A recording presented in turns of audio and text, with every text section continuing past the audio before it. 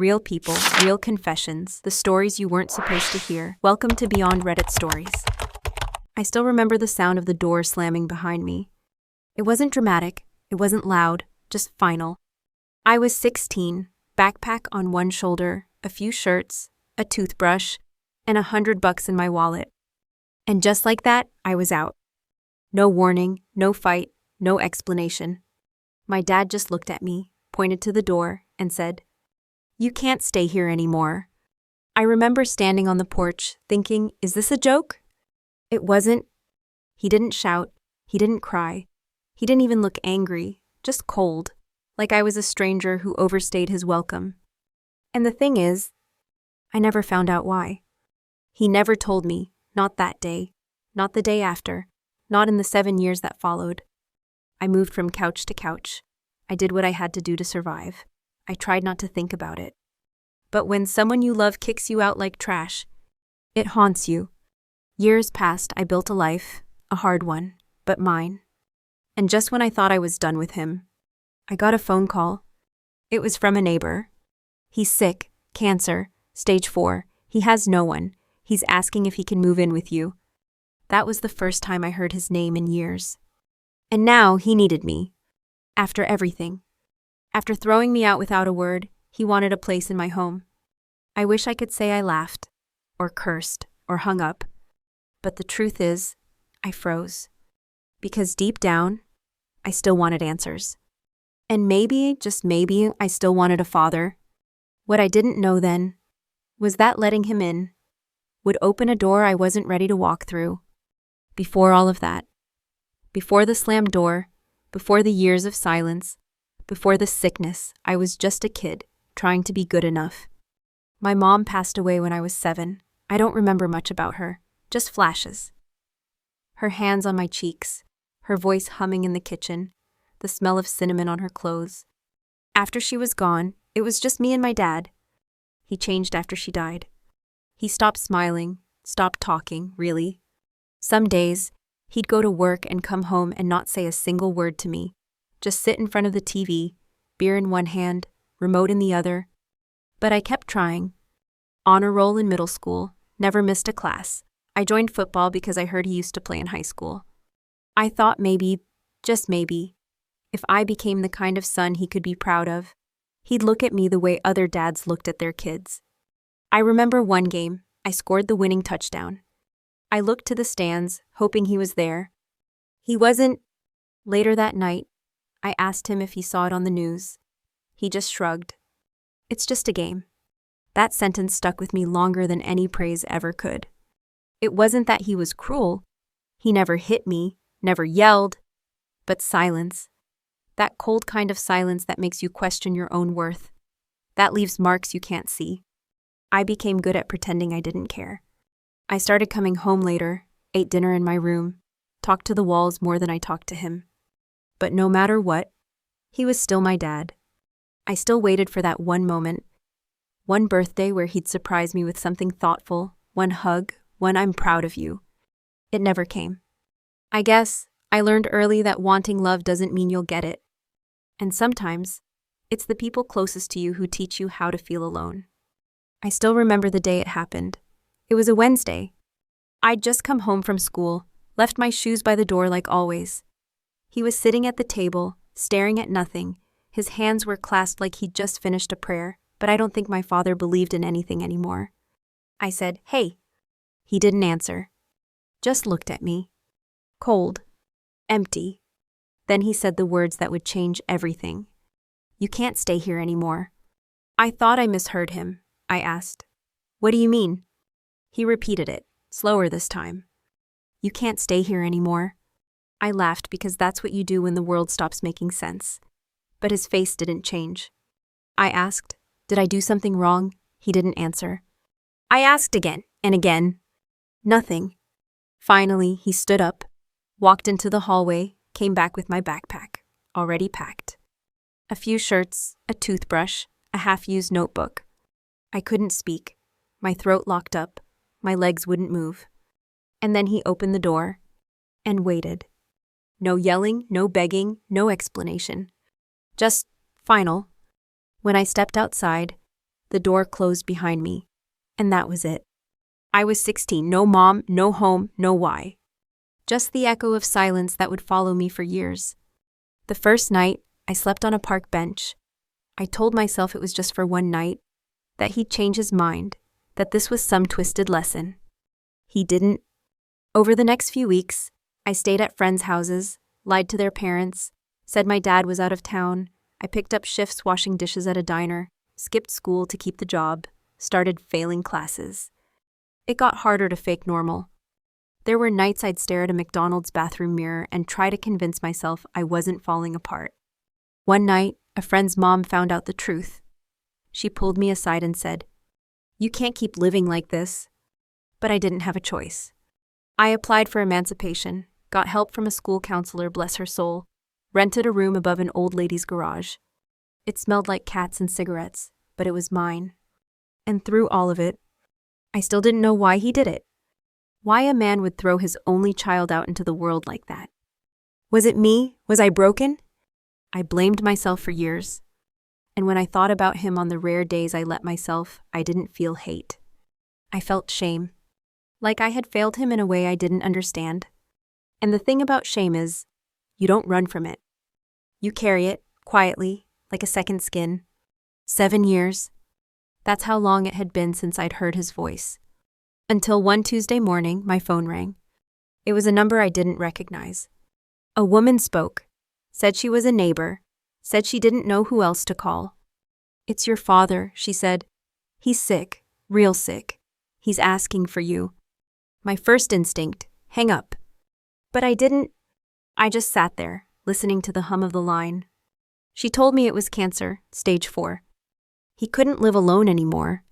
And he wanted to know if I'd take him in. I didn't say yes, I didn't say no, I just froze. For the next 2 nights, I barely slept. My brain looped through everything he did, everything he didn't do. I wanted to scream. I wanted to know why now. Why me? And somehow, beneath all that, I wanted to see him. Maybe for closure, maybe for answers, maybe because, after all this time, I still carried a kid inside me who never stopped hoping his father would show up. I drove to the hospital. When I walked into the room, I almost didn't recognize him. He looked small. Not the man who loomed over me when I was a kid. Not the man who pushed me out of his life without flinching. Just a sick, tired man staring at the door like he wasn't sure I was real. He said my name. Soft, like it might break if he said it too loud. And I didn't know what to say. I just stood there, holding all my anger, my pain, my questions, in a tight fist. He looked at me and said, "I didn't know how else to protect you." I blinked. "From what?" I asked. He swallowed hard, looked away. "From me?" Silence. Then he told me something I never expected. He'd known about the cancer years before I left. It wasn't sudden, it wasn't recent. He had hidden it. The doctors had given him time 5, maybe 10 years. But he didn't want me to see him fade. He didn't want to burden me. He didn't want me to grow up taking care of a dying man. And somewhere along the way, he convinced himself that pushing me away was an act of love, that I'd be better off learning to survive without him. I sat there hearing him say these things, and my heart cracked open. Because I wanted to scream. I didn't need you to protect me, I needed you to stay. But I didn't say that. I just nodded. And maybe he saw it. That I was angry, that I was hurt. But I was also tired.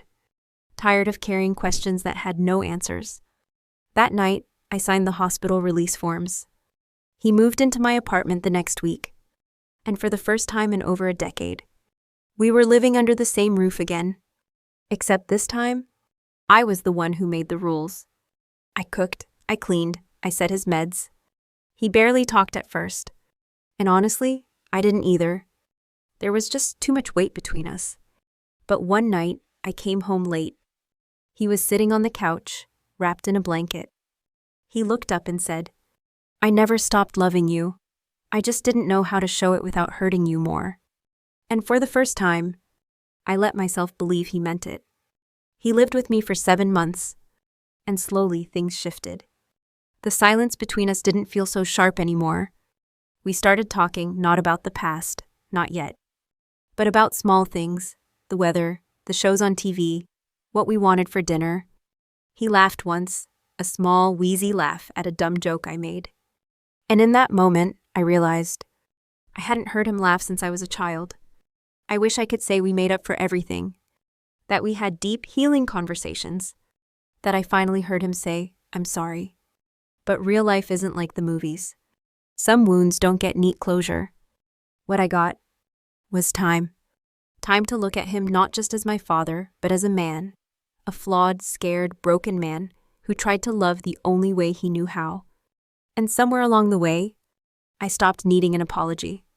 I stopped needing him to explain himself.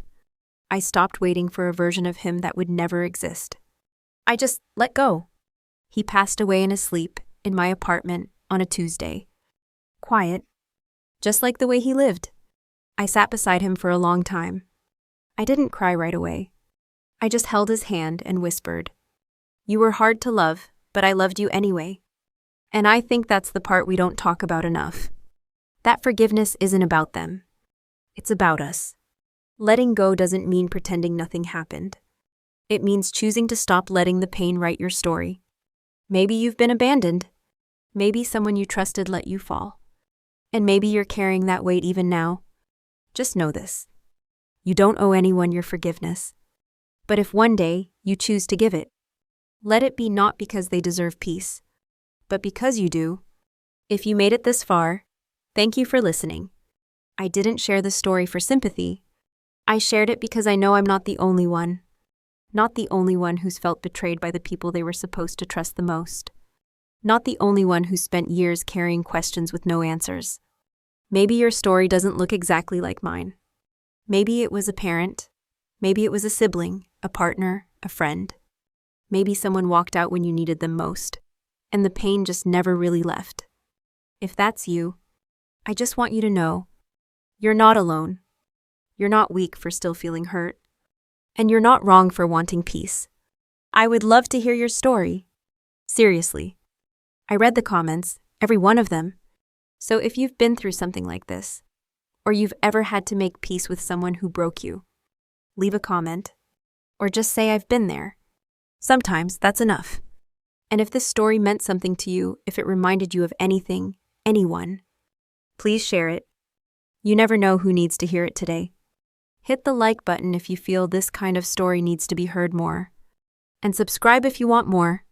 I share real stories, raw ones, the ones we don't always say out loud. Because sometimes healing starts when someone else says it first. Thanks again for being here. Take care of yourself, and if no one's told you lately, you're doing better than you think. If you made it this far, thank you for listening. I didn't share this story for sympathy. I shared it because I know I'm not the only one. Not the only one who's felt betrayed by the people they were supposed to trust the most. Not the only one who spent years carrying questions with no answers. Maybe your story doesn't look exactly like mine. Maybe it was a parent, maybe it was a sibling, a partner, a friend. Maybe someone walked out when you needed them most, and the pain just never really left. If that's you, I just want you to know, you're not alone. You're not weak for still feeling hurt. And you're not wrong for wanting peace. I would love to hear your story. Seriously. I read the comments, every one of them. So if you've been through something like this, or you've ever had to make peace with someone who broke you, leave a comment, or just say I've been there. Sometimes that's enough. And if this story meant something to you, if it reminded you of anything, anyone, please share it. You never know who needs to hear it today. Hit the like button if you feel this kind of story needs to be heard more. And subscribe if you want more. I share real stories, raw ones, the ones we don't always say out loud. Because sometimes, healing starts when someone else says it first. Thanks again for being here. Take care of yourself, and if no one's told you lately, you're doing better than you think.